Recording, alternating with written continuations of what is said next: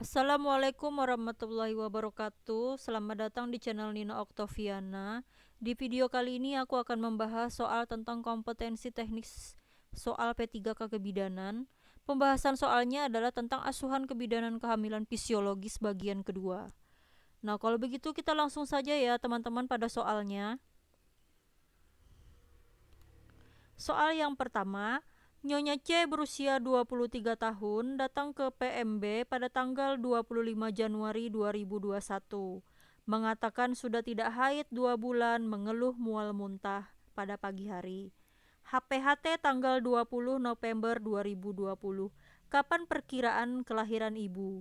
Nah, di sini kita akan membahas soal tentang tafsiran persalinannya ya, teman-teman. Nah, di sini tanggal 20 November 2020.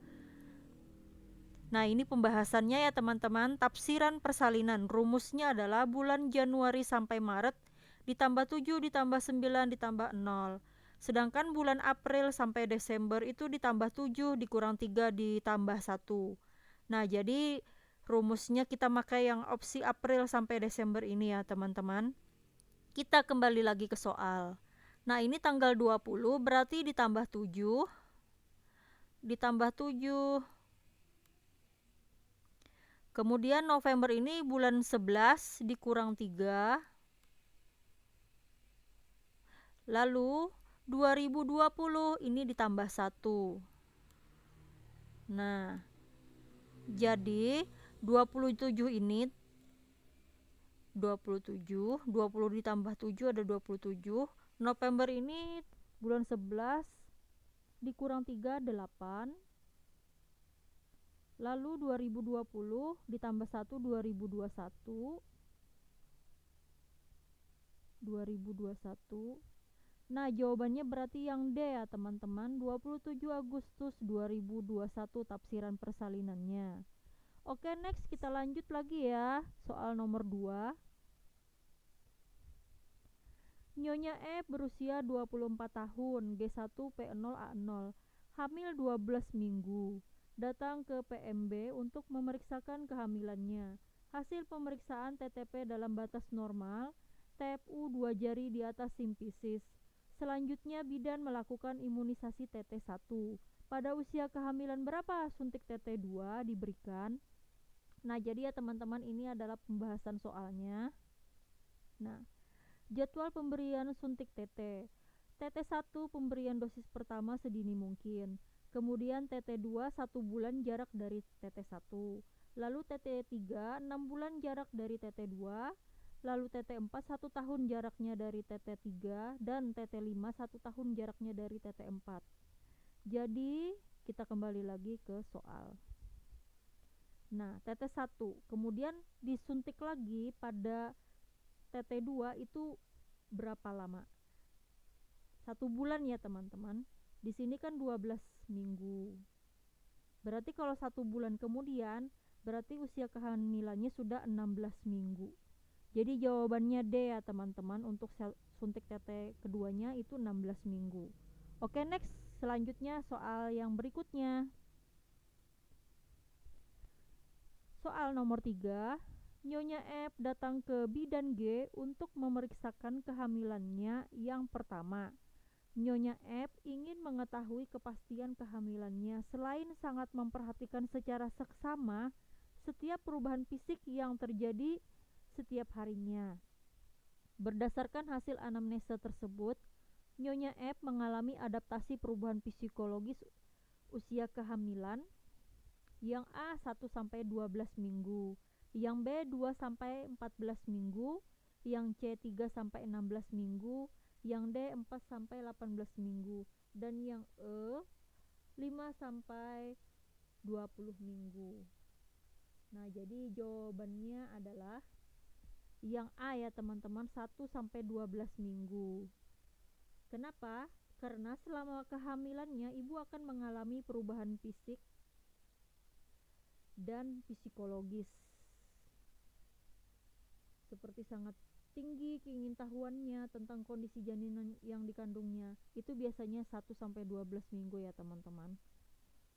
Oke, next kita lanjut soal selanjutnya. Nyonya B usia 30 tahun, datang ke bidan A untuk memeriksakan kehamilannya.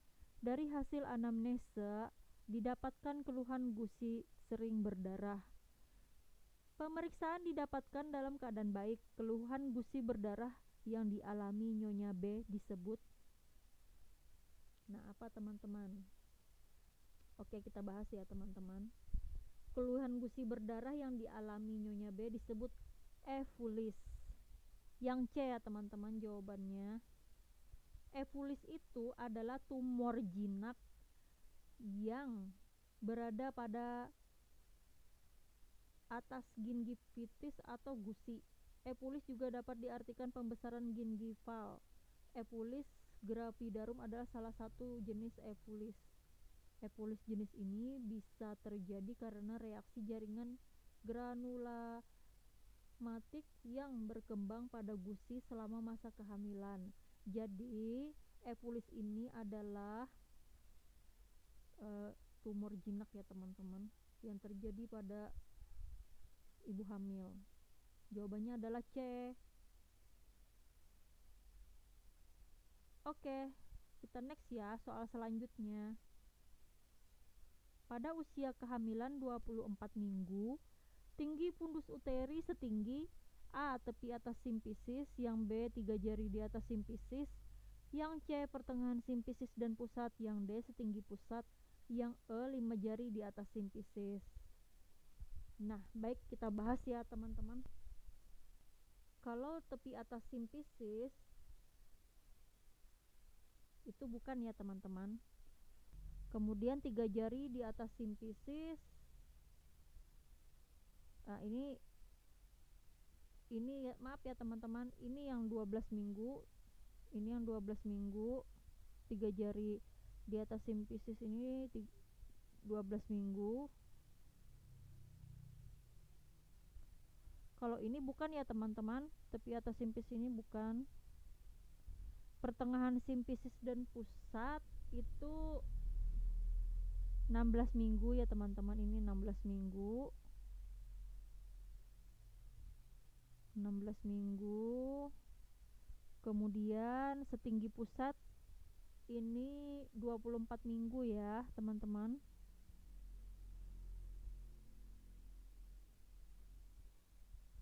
Kalau 5 jari di atas simpisis ini juga bukan.